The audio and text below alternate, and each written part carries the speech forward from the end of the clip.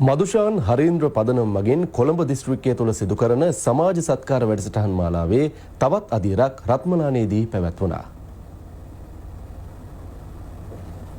ඒ අනුව රත්මලාන වලව්වත්ත ප්‍රදේශයේ පදිංචි අසරණ පවුලක් වෙත නිවසක් ඉදිකර දීම සඳහා මුල්ගල තැබීම පසුගියදා සිදු කෙරුණා.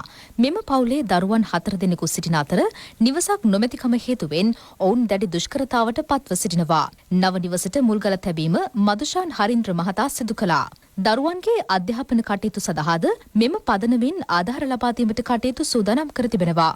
ශ්‍රී ලංකා පොදුජන පෙරමුණේ දෙහිවල ආසන සංවිධායක ධනසිරි අමරතුංග මහතා ඇතුළු පිරිසක් මෙම අවස්ථාවට එක්ව සිටියා. එයාලගේ උත්සවයකට සර් ආවා. ඒ ආපිලාවි මං සර්ට මගේ දුක කිව්වෙන් පස්සේ මෙහෙට ආවා. ඇවිල්ලා ගේ බල්ලා සර්ට හිතා ගන්න බෑ මේ තරම් දුප්පත් මිනිස්සු මේ ගමේ හිටියද කියලා. මෙච්චර කාලයක් මට කරගන්න බැරි දේවල් මේ සර් මට ලබා දුන්නා. ඒක නම් ගොඩාක් ස්තුතියි සර්ට පින් සිද්ධ වෙනවා.